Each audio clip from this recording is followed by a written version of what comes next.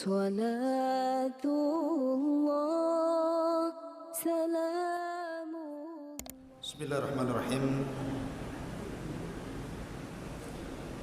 Assalamualaikum warahmatullahi wabarakatuh. Alhamdulillah wassalatu wassalamu ala rasulillah wa ala alihi wa sahbihi wa mawalah wa la hawla wa la quwata illa billahi wa ba'd. Alhamdulillah, di malam hari ini kita bisa duduk kembali di Masjid Muhajirin, dan untuk tema di malam hari ini kita akan membahas tentang tafsir Al-Quranul Karim, dan kita mengambil tafsir dari surah yang pertama dari akhir, Qul a'udzu birabbin nas dan Qul a'udzu birabbil falaq. Nanti baru kemudian lanjut ke surat-surat berikutnya. Ma'asyiral muslimin yang dimuliakan Allah Subhanahu wa taala, dua surat Qul a'udzu birabbin nas dan Qul a'udzu birabbil falaq adalah dua surat yang disebut dengan muawwidzatain, dua surat perlindungan. Dan kita tahu bahwa setiap manusia, saya, Anda yang hadir ataupun siapapun, pasti akan dihadapkan dengan 4 bahaya, di mana 3 bahaya berasal dari luar dan 1 bahaya berasal dari dalam. Dan 4 bahaya ini sangat mengancam kehidupan kita, baik dunia kita ataupun akhirat kita. Makanya kemudian 2 surat ini diturunkan untuk melindungi kita dari 4 bahaya itu. Bahaya banyak yang mengancam kita semua, akan tetapi yang paling bahaya adalah 4 bahaya yang Allah Subhanahu wa taala sebutkan dalam 2 surat ini. Makanya membahas 2 surat ini sangat penting karena manfaatnya untuk dunia kita dan juga akhirat kita. Saya akan menjelaskan secara global dulu 2 surat ini, kemudian akan bicara tentang sebab turun kedua surat ini, kemudian saya baru akan rinci bahaya-bahaya apa saja dan bagaimana cara berlindung dari bahaya-bahaya itu. Kita tahu bahwa 2 surat ini tergabung menjadi 11 ayat. Dari Qul a'udzu birabbil falaq sampai Qul a'udzu birabbin nas, kalau digabung itu semua ada 11 ayat. Allah Subhanahu wa taala berfirman, Qul a'udzu birabbil falaq min syarri ma khalaq wa min syarri ghasiqin idza waqab wa min syarri naffatsati fil 'uqad wa min syarri hasidin idza hasad. Katakan ya Muhammad, aku berlindung dari Rabbnya falak. Falak itu artinya cahaya di waktu subuh. Dari apa? Min syarri ma khalaq, dari segala keburukan. Ma khalaq,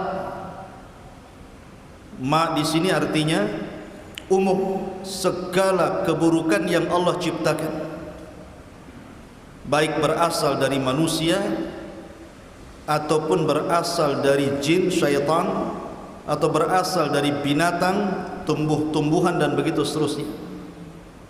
Min syarri ma khalaq wa min syarri ghasiqin idza waqab, dan dari keburukan malam apabila waqab telah menutupinya dengan kegelapan. Kemudian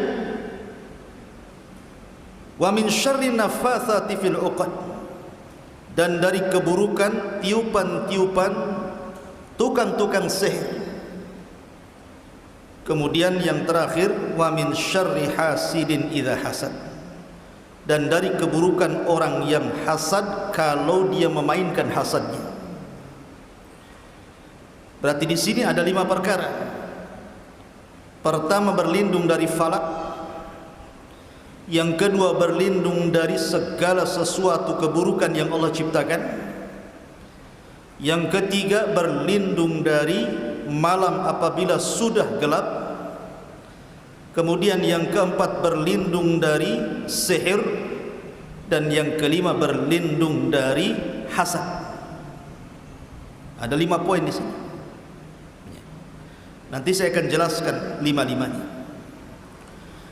Kemudian Allah Subhanahu wa taala berfirman lagi, "Qul a'udzu birabbin nas, malikin nas, ilahin nas, min syarri waswasil khannas, alladzi waswisu fi sudurin nasi minal jinnati wan nas."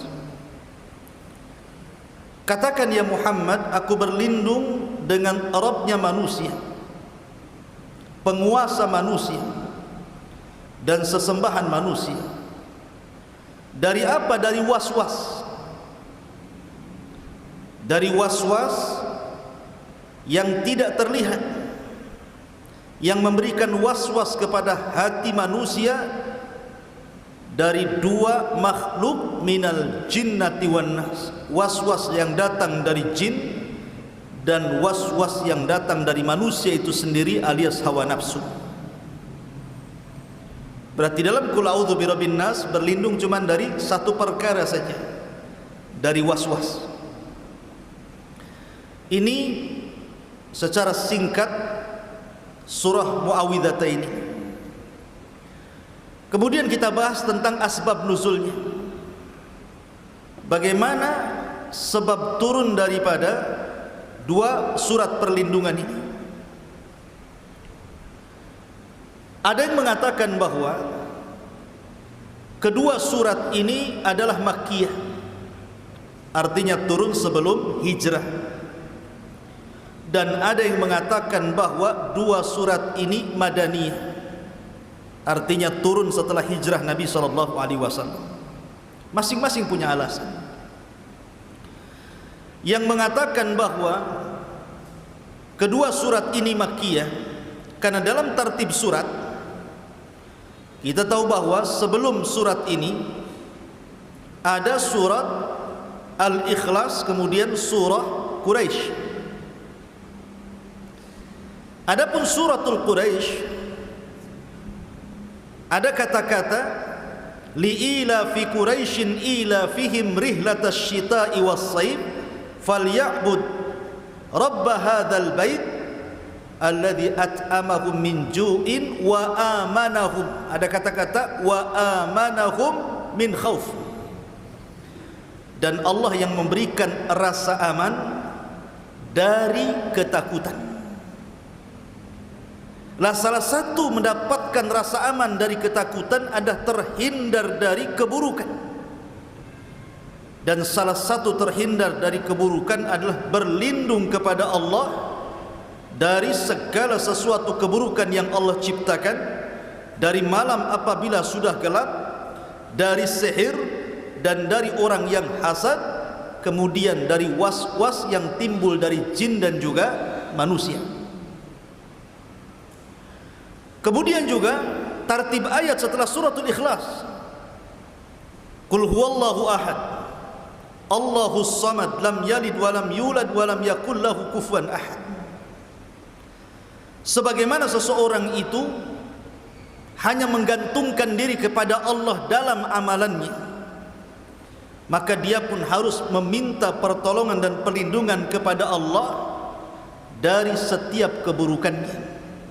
Makanya Allah mengatakan qul a'udzu birabbil falaq, kemudian qul a'udzu birabbin nas. Kita harus mengikhlaskan dalam isti'adzah bahwa kita tidak boleh berlindung kecuali kepada Allah dan tidak boleh meminta pertolongan kecuali kepada Allah Subhanahu wa taala. Dari sini karena dua surat itu makkiyah, maka muawwidhataini juga disebut makkiyah. Adapun yang kemudian yang mengatakan bahwa dua surat ini adalah madaniyah, dua surat ini adalah madaniyah, artinya bahwa di zaman Nabi sallallahu alaihi wasallam, di zaman Rasul sallallahu alaihi wasallam itu ada seorang penyihir namanya Labid ibnu A'sam. Labid ibn A'sam, orang yang berasal dari Bani Zuraid, kemudian terpengaruh dengan Yahudi karena diasuh oleh seorang Yahudi, maka agamanya jadi Yahudi. Lah Labid bin A'sam ini terkenal tukang sihir di zaman itu. Lah orang-orang Yahudi Madinah itu, mereka dari dulu berusaha untuk menyihir Nabi SAW, tapi tidak bisa. Akhirnya kemudian orang-orang Yahudi datang kepada Labid ibn A'sam, disuruh untuk menyihir Nabi SAW. Lah Labid bin A'sam ini setelah kemudian diberikan tawaran yang besar dari harta dan kekayaan, akhirnya dia mau. Maka disebutkan di dalam hadis yang sahih dari Aisyah radhiyallahu anha. Jadi Aisyah radhiyallahu anha menceritakan bagaimana terkena sihirnya Rasul sallallahu alaihi wasallam. Jadi suatu ketika Nabi sallallahu alaihi wasallam setelah disihir oleh Labid bin A'sam ini, akhirnya Nabi sallallahu alaihi wasallam terkadang melakukan sesuatu yang tidak pernah dilakukannya. Contohnya umpamanya Rasul tiba-tiba mandi junub, padahal dia tidak junub, tidak pernah mendatangi istrinya, tapi dia perasaan sudah mendatangi istrinya, kemudian besoknya dia junub. Ada juga yang mengatakan bahwa Nabi SAW dilemahkan badannya. Nabi itu kan punya kekuatan sama dengan 40 laki-laki kekar kan gitu. Tapi ketika kena sihir melemah dia. Lah akhirnya melihat kebingungan itu, Aisyah radhiyallahu anha bertanya kepada Rasul. Mungkin bahasa kita, kok nampaknya Anda bingung wahai Rasul, ada apa? Maka kemudian Nabi SAW tengah malam dia salat sampai mendekati waktu fajar. Rupanya terkantuk, akhirnya tertidur sesaat. Disitulah malaikat Jibril turun dengan dua malaikat yang lainnya mendatangi Nabi SAW. Jibril duduk di hadapan kepala Rasul dan kedua malaikat berada di kaki Nabi SAW. Kemudian Jibril bertanya kepada kedua malaikat, kenapa, ada apa dengan Muhammad SAW ini? Maka dua malaikat mengatakan, matbub, boleh jadi dia terkena sihir. Karena orang Arab, mereka menganggap tukang sihir itu tabib. Karena di zaman jahiliyah itu justru kalau mereka ada masalah, sakit atau apa, mereka datang ke dukun. Maka mereka mengistilahkan dukun itu tabib. Mungkin dia terkena sihir. Kemudian Jibril mengatakan, man saharahu, siapa yang menyihirnya? Maka dua malaikat itu mengatakan, Labid, banatu Labid ibn A'sam, anak-anak perempuan Labid bin A'sam, atas suruhan Labid bin A'sam. Kemudian kata malaikat Jibril, lalu di mana bukhulnya? Akhirnya kemudian dua malaikat mengatakan, bukhulnya dari sisir yang dicuri oleh putri Labib ini. Dalam sisir itu ada 11 rambut Rasul. Kemudian kata Jibril, lalu di mana diletakkan bukhul itu? Maka dua malaikat mengatakan diletakkan di sumur Ranunah.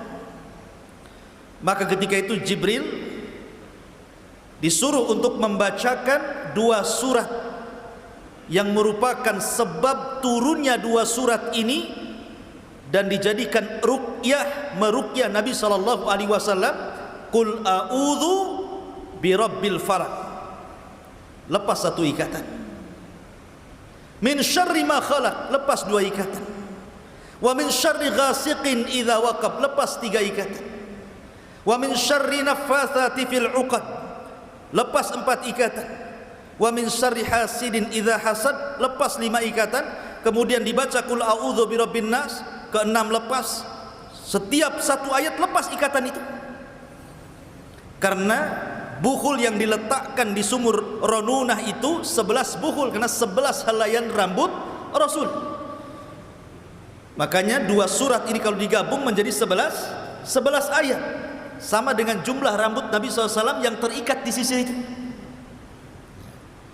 Maka setelah dibacakan kemudian ayat itu, terlepaslah sihir Nabi SAW.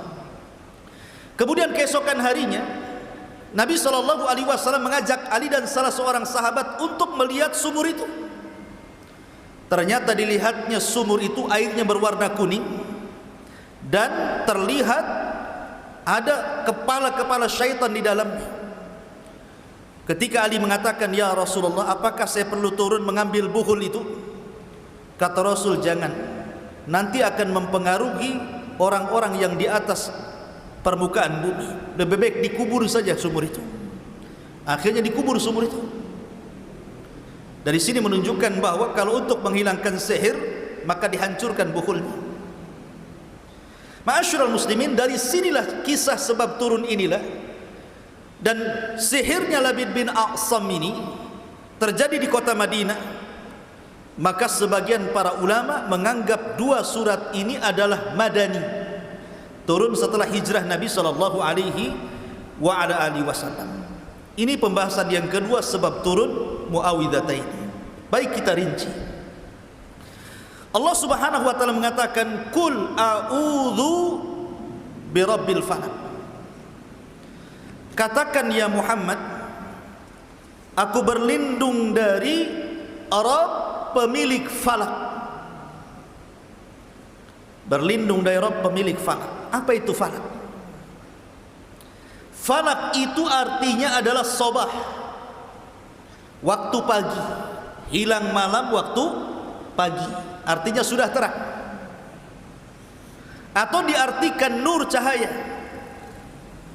Seolah-olah Allah ingin mengatakan, katakan ya Muhammad, aku berlindung dengan Rabb pemilik cahaya, Rabb pemilik waktu pagi, dari setiap keburukan di malam hari.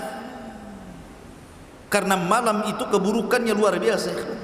Jangan anggap remeh kehidupan malam itu, karena banyak keburukan di malam hari. Ada juga yang mengatakan falak itu artinya sesuatu yang terbuka. Falak, jadi kalau seandainya antum nanam biji, kemudian hendak tumbuh, maka biji itu akan terbuka, kemudian tumbuh. Itu disebut falak.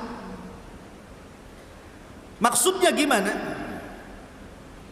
Di dalam Al-Quranul Karim Allah mengatakan, awalam yaral ladzina kafaru anna as-samawati wal ard kanata ratqan fafataknahuma wa ja'alna minal ma'i kulla syai'in hayyin afala yu'minun.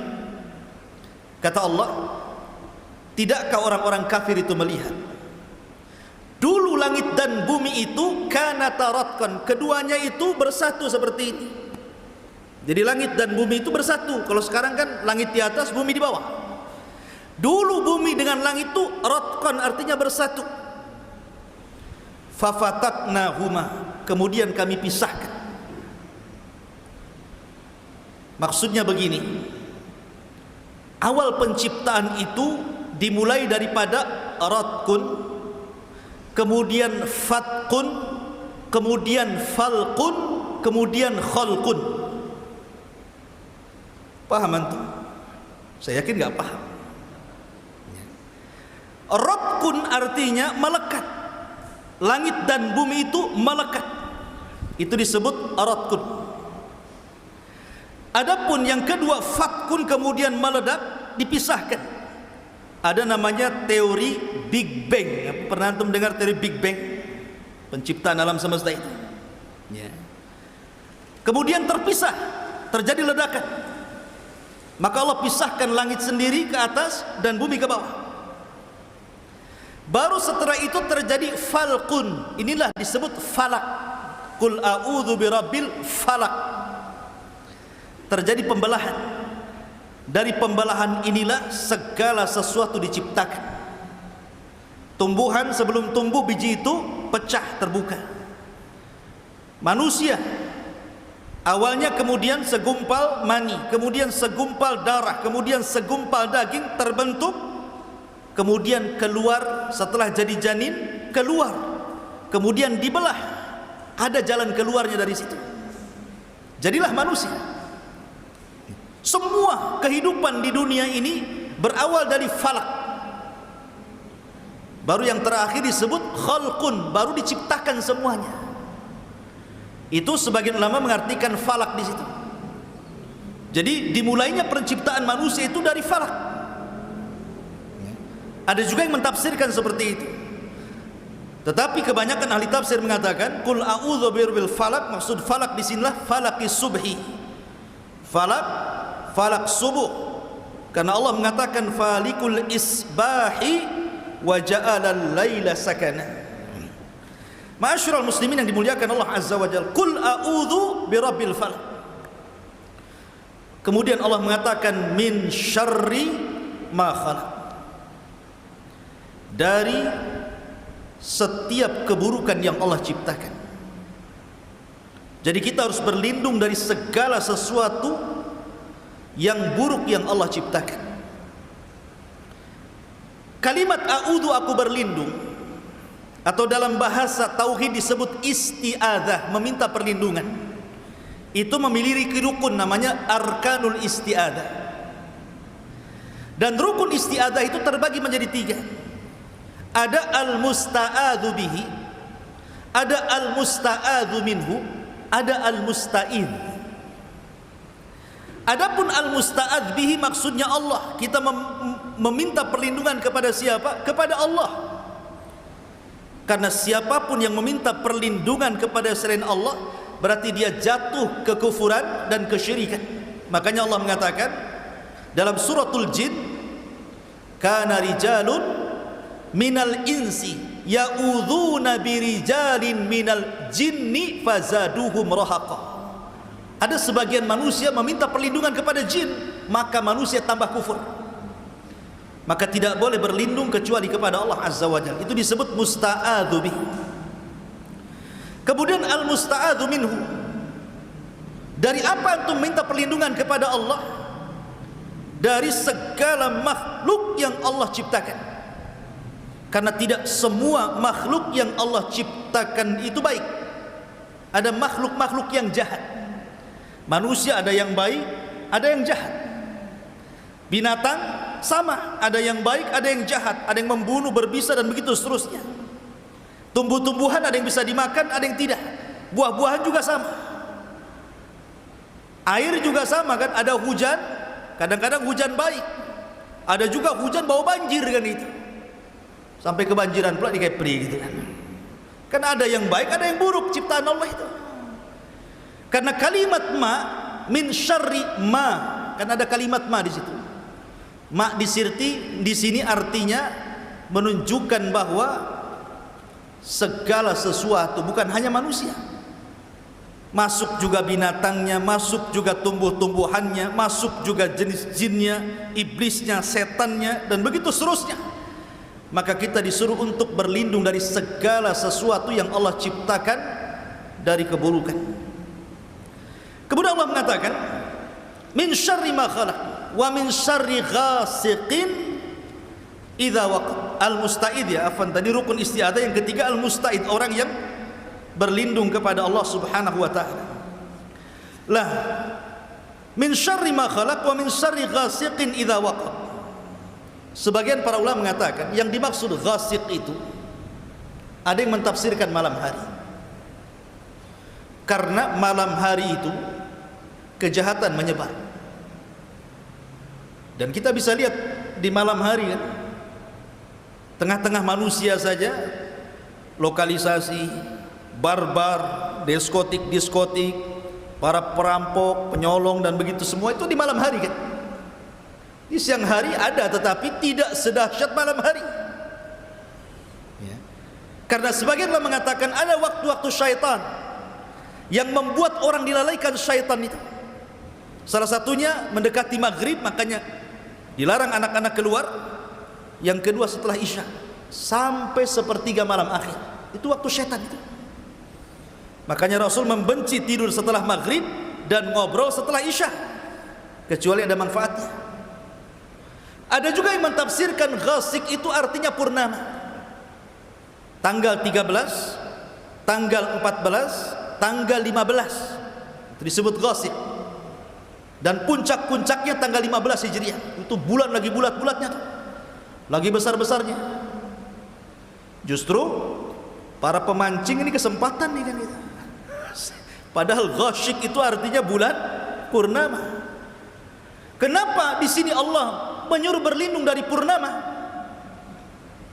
Karena syaitan ketika bulan purnama itu di atas puncak kekuatan. Makanya kenapa di pertengahan bulan kita disunnahkan dua syariat untuk melemahkan kekuatan syaitan. Pertama, puasa Ayyamul Bid tanggal 13, 14, 15 ya, karena dengan puasa itu melemahkan kekuatan syaitan. Yang kedua, hijamah berbekat, maka itu juga salah satu melemahkan kekuatan syaitan.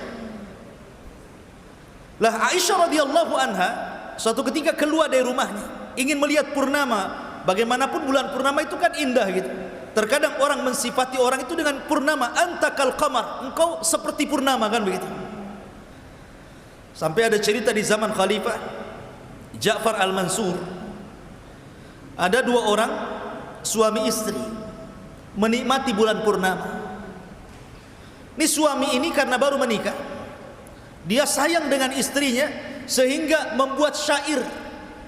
Kesalahan dia ketika membuat syair, bablas pula syairnya berlebihan sampai dia mengatakan, anti talik illam takun kal qamar, kamu saya ceraikan kalau wajahmu tidak seindah bulan purnama.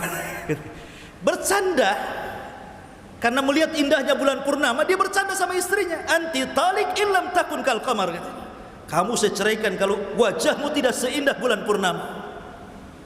Nyesal dia kata-kata itu padahal bercanda. Makanya ada hadis yang mengatakan ada tiga perkara bercandanya jadi sungguhan dan sungguhnya lagi menjadi sungguh betulan. Salah satunya kalimat saya ceraikan kamu, saya ceraikan kamu. Makanya akhirnya dia melapor kepada Khalifah Ja'far al-Mansur, gimana nih hukumnya nih, cerai atau tidak nih. Dikumpulkan semua madhab Syafi'i, Maliki, Hanafi, Hambali, dikumpulkan semuanya sama Khalifah, ulama-ulamanya itu. Kata Khalifah, gimana ini, ada kasus nih. Dia bercanda kepada istrinya dan mengatakan, anti talik illam takun kal qamar, kamu saya ceraikan kalau wajahmu tidak seindah bulan purnama. Jatuh cerai atau tidak? Semua madhab, ulama-ulama madhab Syafi'i, madhab Maliki, madhab Hambali mengatakan jatuh cerai, kecuali madhab Hanafi. Ada ulama dari madhab Hanafi tidak setuju. Kalau saya wahai Khalifah tidak cerai, tidak jatuh talak. Kata Khalifah, apa alasan? Karena Allah Subhanahu wa taala berfirman, laqad khalaqnal insana fi ahsani taqwim. Kami ciptakan manusia dengan sebaik-baik bentuk, lebih indah dibandingkan bentuk bulan sekalipun. Kata Khalifah, aku senang dengan fatwamu. Aku senang dengan fatwamu, katanya. Akhirnya gak jadi cerai dia. Ya. Artinya begini ikhwan, bulan itu kan sebuah simbol keindahan. Tapi kalau dilihat daripada syariat, justru bulan itu, bulan purnama itu, biasanya apalagi terjadi di hari Jumat Kliwon lagi gitu ya, ada suara anjing lagi gitu, itu sudah serem kan gitu ya. Ya memang di sini ada yang mengatakan ghasik itu artinya purnama. kita berlindung dari purnama karena kekuatan syaitan itu menguat di situ. Makanya Rasul mengatakan kepada Aisyah radhiyallahu anha ketika hendak melihat purnama, "Ya Aisyah, ista'idzi bihadzal qamar." Wahai Aisyah, berlindunglah kepada Allah dari purnama ini. Maka penafsiran yang kedua, ada yang mengatakan ghasik itu artinya bulan purnama. Penafsiran yang ketiga, ada juga ghasik itu artinya sesuatu yang berjalan di malam hari, baik yang terlihat ataupun tidak terlihat, dan akan mencelakakan manusia. Yang tidak terlihat ya seperti syaitan, iblis, jin gitu ya, yang jahat-jahat yang hendak mencelakakan, mungkin dikirim oleh tukang-tukang sihir, dikirim oleh orang-orang yang hasad gitu ya. Maka itu artinya ghasik. Ada juga bahwa ghasik itu segala penyakit yang akan ditularkan kepada manusia, bakteri-bakteri, ya, virus-virus, baik lewat hawa, angin, lewat pernapasan, macam-macam gitu ya. Maka berlindung dari malam hari, karena terkadang virus-virus itu justru masuk di malam hari, apalagi di musim corona ini. Ada juga yang mengartikan ghasik itu seperti itu, idza waqab, apabila malam sudah tertutup. Kemudian Allah mengatakan, min syarri ghasiqin idza waqab wa min syarri naffasati fil uqad. Kita berlindung dari naffasat. Ada nafsun, ada nafkhun, ada naflun namanya. Bahasa Arab kan begitu ya. Kalau nafsun dia niup tapi tidak keluar ludah. Enggak keluar ludahnya, itu disebut nafkhun, apa? Nafsun, nafasat. Niup tapi tidak keluar ludah. Kalau nafkhun dia niup keluar ludah. Kalau naflun itu ludahnya saja tak niup gitu. Di bahasa Arab seperti itu ya. Lah maksudnya di sini nafsun itu niup-niup. Dan itu pekerjaannya tukang sihir. Dia kalau baca mantra pasti ditiup-tiup tuh. Wah, seperti itu. Kemudian di sini Allah mengatakan nafasat menggunakan muannas, tidak menggunakan mudzakkar. Menggunakan lafaz perempuan, tidak menggunakan lafaz laki-laki. Kata para ulama, karena sihirnya seorang wanita lebih hebat dibandingkan sihirnya seorang laki-laki. Kenapa? Kenapa perempuan kalau jadi tukang sihir lebih sakti dibandingkan tukang sihir laki-laki? Alasannya karena perempuan ini kalau sudah kufur sekali. Dia akan menjual dirinya betul-betul untuk syaitan. Karena tidak punya akal perempuan itu, yang ada perasaan. Makanya kalau sudah sedih sekali, kalau sudah bahagia sekali, kalau sudah nurut sekali. Itulah tabiatnya perempuan. Dia bisa mengabdikan semua jiwanya untuk iblis. Yang kedua, perempuan itu naqisatu aqlin wa dinin, kata Rasul. Kurang akalnya dan kurang agamanya. Karena waktu haid perempuan tidak sholat, tidak puasa. Kurang agamanya. Sehingga ketika waktu haid perempuan itu malas, berzikir aja malas. Bawaannya itu marah-marah saja. Antum tahu lah yang punya istri. Waktu haid kan marah-marah ya. Telat satu hari nggak ngasih uang aja, wah, ada kiamat. Masyaallah muslimin yang dimuliakan Allah Azza wa Jalla. Jadi dukun perempuan itu jauh lebih sakti dibandingkan dukun laki-laki. Karena tadi sebab-sebab tadi. Min syarri nafasati fil uqad. Lah dukun-dukun ini ketika meniup kepada buhul-buhul sihir itu, ada sifatnya makul dimakan. Ada sifatnya masyrub diminum. Ada sifatnya masmum ditiup. Ada sifatnya itu mu'allak digantung. Entah digantung di pohon, digantung di rumah, digantung di warung yang mau disihir biar gak laku gitu ya. Ada sifatnya madfun, dikubur. Ada sifatnya dilempar ke lautan, ke sungai gitu ya. Ada sifatnya dengan cara menggunakan asap, macam-macam sihir itu bentuknya macam-macam. Tapi dalam setiap sihir yang paling bahaya itu dari semua jenis dan macamnya, kalau sihir itu menggunakan uqad, menggunakan buhul. Dan bukhul itu diambil dari orang yang akan disihir, entah kukunya, entah rambutnya, entah bajunya, entah dalam-dalamannya. Hati-hati kalau naruh celana dalamnya itu diambil, hilang, jangan-jangan mau disihir saya kan gitu. Jadi diambil dari orang yang akan disihir. Makanya Nabi SAW diambil dari apanya? Rambutnya. Yang terlit di sihir Nabi SAW yang jumlah lilitannya itu 11 rambut Nabi. Dari situlah Banat Labid bin Asam menyihir Rasul. Makanya kalau orang terkena sihir, yang pertama kali dicari apa? Buhul. Cari buhulnya dulu. Cari di sekitar rumah, mungkin ada paku, mungkin ada beling, mungkin ada tanah kuburan, mungkin ada macam-macam gitu. Kemudian dimusnahkan. Atau mungkin dia nyimpen jimat, tangkal dan sejenisnya, cepat bakar dan musnahkan. Karena itu biasanya dijadikan saraf syaitan dan dijadikan buhulnya. Dan sihir itu ikhwatu fillah muliakan Allah Azza wa Jalla terkait dengan 3 perkara. Pertama, maksudnya buhul min syarri nafasati fil uqad. Uqad itu maksudnya itu terdiri dari 3 masalah. Pertama, uqad itu artinya kan azam, makanya disebut akidah. Sesuatu yang melilit leher gitu. Akidah itu sebuah keyakinan, jangan sampai dilepas gitu. Karena dalam uqad itu ada rahasia di mana si tukang sihir memang berazam untuk menyihir orang itu dengan keburukan. Sudah ada niat buruk, sudah ada niat, betul-betul niat untuk mencelakakan tukang sihir itu. Yang kedua, syaitan. Memang setan itu setelah kemudian si dukun tadi, tukang sihir tadi memberi keinginannya, maka si setan pun akan mengikuti cara tukang sihirnya, berniat untuk mencelakakan orang yang akan disihir. Kemudian yang ketiga, orang yang disihirnya pun tidak pernah zikir kepada Allah, lalai, tidak pernah sholat gitu ya. Maka kalau tidak 3 perkara ini bergabung, maka sihir itu pasti terjadi. Kekuatan tukang sihir, kekuatan setan yang disuruh tukang sihir, dan orang yang disihirnya pun bukan ahli ibadah, bukan ahli zikir, bukan ahli baca Quran gitu ya. Maka sihir itu mudah terjadi kepada kondisi tertentu. Karena begini ikhwan, kita tahu bahwa sihir itu kan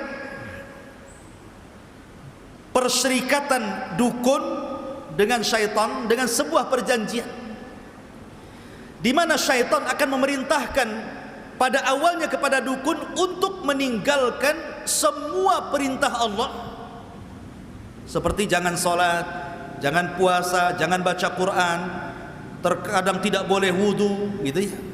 Kemudian setelah meninggalkan perkara-perkara yang diwajibkan Allah, mulai menghina, menginjak Quran, mengencingi Al-Quran, menduduki Al-Quran, dihinakan kalam Allah.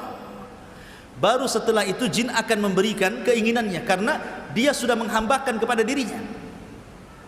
Dari situ jin akan berusaha untuk melakukan apapun keinginan tukang sihir. Lah orang kalau yang disihir itu memang orangnya ahli ibadah, ahli taat, ahli zikir, maka sihir tidak mungkin terjadi kecuali karena izin Allah Subhanahu wa taala. Karena dia ahli ibadah.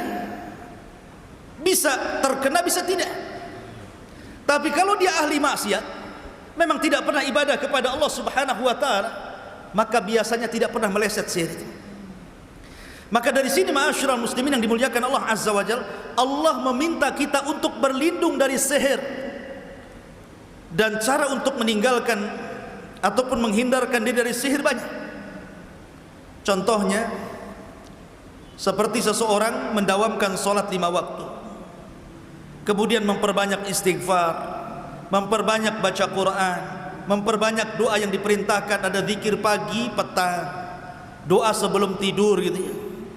Kemudian membaca surah kursi, membaca Al-Fatihah, termasuk juga membaca akhir surah Al-Baqarah, termasuk juga kalau dalam dunia perobatan bisa juga sihir itu dihilangkan dengan makan kurma ajwa 7 butir setiap hari. Makan pagi 7 butir, Korma ajwa. Ajwa itu korma yang hidup di kota Madinah, itu semua disebut ajwa. Makanya kalau ada orang yang haji umrah, pesankan beli korma di Madinah. Korma ajwa. Kalau pagi makan 7 butir, maka sampai sore akan dilindungi dan tidak mungkin terkena sihir. Ataupun obat-obatan yang menjadikan sumpah dalam Al-Quran. Watin, makan buah tin. Wazaitun, makan buah zaitun. Waturi sinin.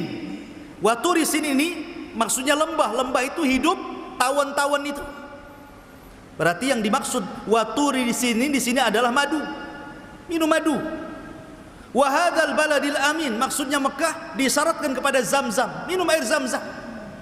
Itu juga bagian daripada bisa mengobati daripada sihir. Termasuk juga air yang diruqyah kemudian mandi dan diminum, itu pun bagian daripada pengobatan ruqyah. Kemudian Allah mengatakan, wa min syarri hasidin idza hasad, dan berlindung dari hasad apabila memainkan hasadnya. Kenapa di sini Allah mentakkid dengan kalimat idza hasad? Orang yang hasad kalau dia melakukan hasad. Kenapa kalau melakukan hasad gitu bahasanya? Karena setiap manusia itu pasti punya hasad. Saya, Anda, siapapun tidak mungkin tidak melainkan punya hasad dalam hatinya. Tapi hasad itu tidak bahaya. Hasad itu akan bahaya kalau dimainkan. Ya, dimainkan oleh orang yang hasad itu, tidak suka dengan kenikmatan yang Allah berikan kepada dia. Karena hasad itu artinya zawalun ni'mah, berangan-angan untuk menghancurkan nikmat orang. Dan biasanya hasad itu tidak lepas dari penyakit mata yang disebut dengan ain. Penyakit mata bagian daripada sihir. Karena orang yang hasad itu ada jinnya dalam tubuhnya. Kemudian jinnya itu akan berada di pandangannya, sehingga yang dipandang akan rusak. Makanya kenapa orang yang terkena penyakit ain itu yang paling berat pasti mengalami 2 perkara. 1, kematian karena dia terkena ain, ataupun dia sakit lumpuh dan dia akan terus seperti itu sampai Allah takdirkan dia sembuh dengan pengobatan, atau mungkin dia mati. Makanya kata para ulama, kalau orang kemudian dihasadi sampai dia sakit, kata para ulama cara obatnya berwudu. Kemudian setelah berwudu, air wudunya itu kemudian dioles di tempat-tempat yang banyak keringat, di ketiak, kemudian di sela-sela seperti ini, di selangkaan, di pokoknya bagian lipatan-lipatan yang banyak keringat, air wudunya itu. Kemudian setelah itu diletakkan di dalam air. Kemudian setelah itu disiramkan air itu di punggung orang yang terkena hasad itu. Kalau Allah takdirkan dia sembuh, dia sembuh. Kalau tidak, maka dia tetap seperti itu. Ya. Karena penyakit hasad itu bahaya. Karena dia tidak mungkin lepas daripada penyakit ain. Dan lebih bahaya lagi, hasad ini terkadang kita tidak tahu siapa yang hasad kepada kita. Kita kan banyak tetangga tuh, ada kiri, kanan, depan, belakang yang hasad kepada kita, itu kita tidak tahu. Kadang nampaknya dia baik sama dia, dia pula yang hasad sama kita. Karena orang yang hasad itu adalah musuh yang tidak tampak. Kemudian ada bantuan daripada jin yang kemudian mengakibatkan penyakit ain. Maka kata para ulama, lawanlah hasad dengan lawannya. Kalau hasad itu menghilangkan nikmat, maka lawan menghilangkan, menambah nikmat adalah dengan berdoa supaya kita dapat berkah. Maka berkah itu lawan daripada hasad. Kalau antum baru bangun rumah, antum takjub dengan rumah antum, maka antum katakan, Allahumma barik fi baiti, ya Allah berkahi rumah saya ini.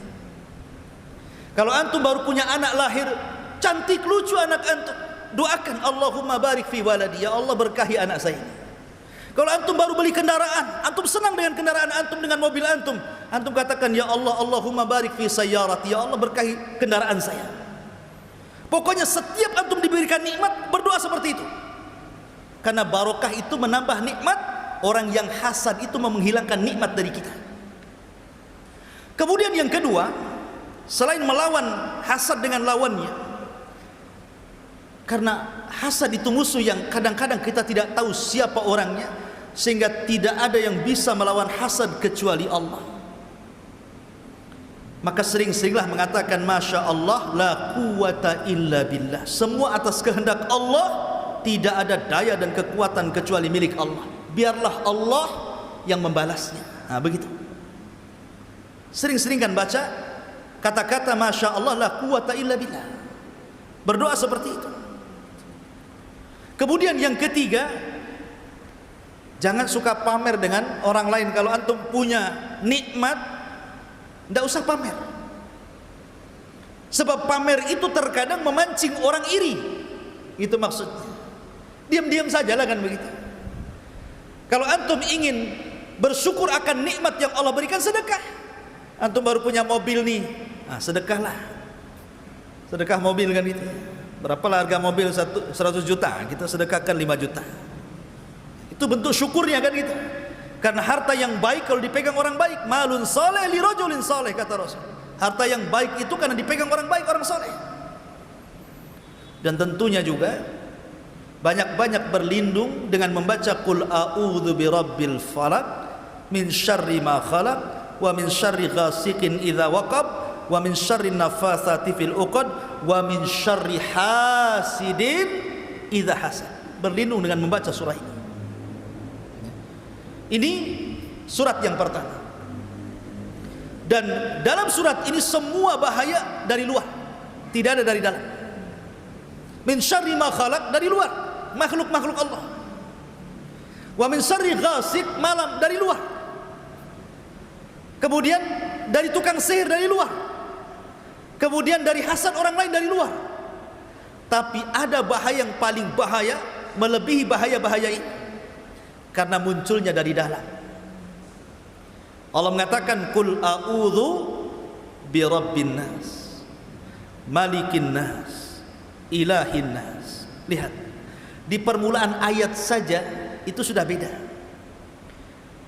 Kalau kita berlindung dari 4 bahaya pada surah Al-Falaq tadi, kita hanya suruh berlindung dengan 1 nama Allah saja, Rabb, Falaq. Tapi ketika kita berlindung dalam surah Qul a'udzu birabbin nas, kita disuruh untuk berlindung dengan 5 nama Allah. Rabbun nas 1, Malikin nas 2, Ilahin nas 3. Kenapa berlindung sampai dengan 3 nama Allah? Karena bahayanya jauh dibandingkan bahaya yang tadi. Qul a'udzu birabbin nas, aku berlindung dengan Rabbnya manusia. Malikin nas, rajanya manusia. Ilahin nas, sesembahannya manusia. Min waswasil khannas alladzi waswisu fi sudurin nas minal jinnati wan nas. Dari apa? Dari waswas. Waswas itu di mana? Waswas itu di dalam dada kita ini, waswas. Dan waswas itu bersumber dari 2 perkara. Pertama, sautun nafsi. Yang kedua, sautus syaitani, suara hawa nafsu yang memerintahkan kepada keburukan. Itu disebut waswas. Kalau antum mau ngaji nggak jadi, lapar nih, beli ke warung aja lah, itu waswas tuh. Mau ke masjid, malas sekali nih, itu waswas. Jadi kalau seandainya ada suara hati, yang suara hati ini kemudian mendorong untuk melakukan keburukan, itu disebut waswas. Makanya Allah mengatakan wa inna nafsa la ammaratun bisu. Terkadang jiwa itu memerintahkan manusia kepada keburukan. Kemudian yang kedua, sautus syaitan, bisikan dari setan. Bisikan dari syaitan. Bahayanya ikhwan, kalau orang ini terpengaruh dengan bisikan jiwanya, kemudian terpengaruh dengan bisikan syaitan, maka 2 keburukan akan menjadi 1, rusak orang ini. Kenapa demikian? Penyakit manusia itu 2 yang bahaya. Pertama syubhat, yang kedua syahwat. Syubhat merusak agama, syahwat merusak dunia. Syubhat berasal dari syaitan, dan syahwat berasal dari manusia, dari jiwa kita yang buruk itu. Karena kalau syahwat itu merusak akhlak, dunia kita dirusak, akhlak kita jadi jelek. Suka berzina, minum khamar, berjudi, berdusta, menipu, merampok, macam-macam. Itu syahwat namanya. Tapi kalau syubhat itu merusak agama, malas sholat, malas baca Quran, malas ngaji, belajar ajaran sesat, nah itu namanya syubhat namanya. Makanya manusia itu ikhwan, apabila tidur nanti antum pulang dari sini antum tidur, maka kita disunnahkan membaca doa sebelum tidur, dan disunnahkan berwudu. Maka siapa yang berwudu sebelum tidur, kemudian dia berdoa berlindung kepada Allah, membaca surat kursi, muawwidhataini, surah al-ikhlas, kemudian dielap-lap, diusap-usap ke seluruh badannya 3 kali, maka ketika tidur di samping kirinya ada malaikat, samping kanannya ada malaikat. Setiap dia berguling ke kanan, malaikat sebelah kanan mengatakan Allah ampuni orang ini. Setiap berguling ke kiri, malaikat mengatakan ampuni orang ini, sampai dia terbangun. Tapi kalau tidak berwudu, tidak berdoa, main gapruk saja kemudian dengan bantalnya, maka setan datang, diikatnya tengkuk kita 3 ikatan. Dan ingat bahwa sering saya katakan, Barat membagi otak manusia itu otak kanan dan kiri, tapi Islam Al-Quran membagi bahwa otak itu otak depan dan belakang. Itu yang benar. Otak depan itu disebut nasiyah ubun-ubun, otak belakang itu disebut tengkuk namanya. Lah ubun-ubun manusia tidak bisa dikuasai syaitan, karena Rasul yang berdoa nasiyatim biyadi, ubun-ubunku ada di tangan Allah, sehingga setan tidak bisa mempengaruhi otak depan. Setan itu hanya bisa mempengaruhi otak belakang yang disebut dengan tengkuk. Nah, disitulah setan akan mengikat kita 3 ikatan di situ. Apabila tengah malam, maka setan sengaja tidak membuat antum bangun. Setelah dia ikat 3 ikatan, dia tidur di lubang hidung. Kalau dia ingin kencing, toiletnya telinga kita. Jadi kalau sudah mendengar adzan subuh, setan bangun, kemudian dikencingi telinga kita, kemudian dikatakan sambil dibisikkan, nim naumatan tawilah, tidurlah, tidur, malam masih panjang. Gitu ya. Akhirnya malas dia. Makanya apabila dia terbangun, 1 ikatan lepas. Kalau dia wudu, 2 ikatan lepas. Kalau dia sholat, 3-tiganya lepas. Jadilah dia nasyatan tayyibun nafsi, kata Rasul. Maka di pagi hari dia akan semangat, jiwanya bersih. Makanya kalau orang soleh walaupun malamnya tidur sedikit, terkadang dibuat tahajud, di pagi hari dia tidak pernah ngantuk, tetap semangat hidupnya. Tapi orang pemalas, walaupun dia tidur 24 jam, pagi hari tetap aja bawaannya nguap saja kan itu. Karena diikat di sini sama setan, belum diambil ikatannya. Coba 1 hari 3 ikatan, 2 hari 6 ikatan, 3 hari 9 ikatan, 100 hari dia nggak sholat subuh. Wah, itu benang dah kusut kali itu. Dari mana ditariknya itu? Dari sini ma'asyiral muslimin yang dimuliakan Allah Azza wa Jalla, maka setan itu akan menguasai tengkuk. Dari tengkuk inilah setan masuk dari jalan darah kita. Kata Rasul, inna syaitan yajri majra dami ibni Adam. Setan itu masuk dari jalan darah manusia. Ketika setan masuk dari jalan darah manusia, masuk ke hati kita, mulailah dia buat was-was kita. Kalau seandainya dia orang baik, jiwanya juga baik, dia akan berlindung kepada Allah, setan akan lari dari tubuh kita. Tapi kalau dia jahat, maka suara setan akan bergabung dengan suara bisikan jiwa. Klop dia, syubhat syahwat terkumpul, dialah sejahat-jahatnya manusia di permukaan bumi. Ma'asyiral muslimin yang dimuliakan Allah. Makanya kenapa bahaya was-was itu? Karena was-was itu ada di hati setiap manusia, di dada setiap manusia. Kalau musuh yang 4 tadi, bahaya yang 4 itu bisa kita hindari. Bahaya malam, bahaya sihir, bahaya hasad, macam-macam bisa kita hindari, kan itu perkara luar. Tapi menghindari dari was-was ini caranya gimana? Antum datang ke rumah sakit, dok tolong keluarkan jantung saya, jangan kau masuki lagi. Mati nggak tuh? Mau kasih jantung pisang? Orang kau dicabut jantungnya mati. Artinya karena tidak mungkin jantung ini dikeluarkan, hati itu nggak mungkin dikeluarkan, maka was-was itu akan nempel terus di situ. Makanya kenapa? Karena kita tidak bisa menghilangkan hawa nafsu, minimalnya ditekan hawa nafsu itu. Makanya Rasul mengatakan orang yang jago itu bukan orang yang ahli gulat, bukan petarung, bukan petinju, tapi orang yang jago itu adalah orang yang bisa menekan hawa nafsunya. Hawa nafsu hanya bisa ditekan, tidak bisa dihilangkan. Ya. Maka dari situ perlunya tazkiyatun nafsi, manajemen kolbu bahasanya, menata hati. Hanya dengan cara itulah hawa nafsu bisa ditaklukkan. Lah dari sini ma'asyiral muslimin, penting kita mempelajari tafsir dua surat ini, karena memang kalau kita tidak tahu bahaya kita dari luar dan dalam, maka dikhawatirkan kita akan terkena bisikan syaitan dan bisikan hawa nafsu, sehingga kita tidak bisa mengkontrol kehidupan kita, hancur dunia kita, hancur pula akhirat kita.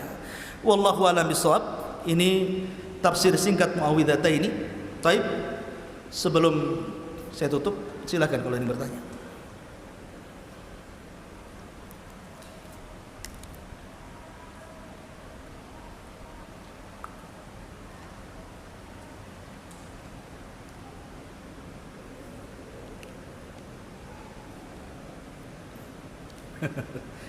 Sudah tumbang di jam 9 kan, nampak mata dah merah semua. Nah, kita tutup saja.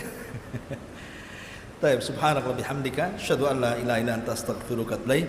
Allah ta'ala. Assalamualaikum warahmatullahi